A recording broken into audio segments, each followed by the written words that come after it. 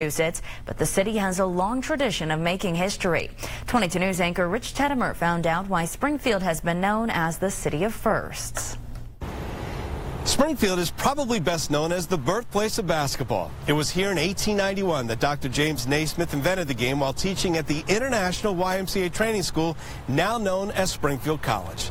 But some of the famous firsts that Springfield is known for actually happened over 200 years before Dr. Naismith nailed up the first peach basket.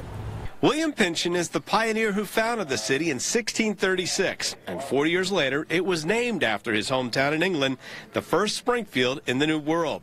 He also has an infamous claim to fame. Maggie Humberston is the head of library and archives at the Museum of Springfield History. She's holding one of only 4 copies left of Pynchon's book, The Meritorious Price of Our Redemption, published in 1650, and the first banned book in New England. When the Puritan community in Boston read the treatise, they were offended and they felt that it was heretical. So it was the first book that was banned in Boston. It was burned on Boston Common by Boston's town executioner. In 1777, General George Washington approved another famous first as the Springfield Armory became the primary federal arsenal during the Revolutionary War. That's where the famous Springfield rifles were designed and manufactured, beginning in 1855, used by both sides during the Civil War, and redesigned in 1903 and used as primary weapon for American troops during World War I. It was also in Springfield in 1860 when an entrepreneur named Milton Bradley created the first popular American board game, The Game of Life.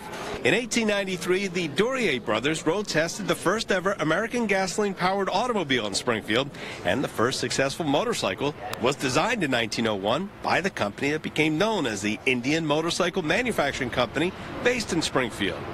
In 1920, British automaker Rolls-Royce opened up a plant in Springfield, and nearly 3,000 vehicles rolled off the assembly line, including this 1925 Silver Ghost Piccadilly Roadster that was formerly owned by S. Presley Blake, the co-founder of Friendly's, another Springfield first. Those famous firsts continued right through the 20th century and included the long career of Springfield's own Dr. Seuss and the founding of our own WWLP TV. We were the first UHF TV station in the United States when we went on the air March 17th, 1953. I'm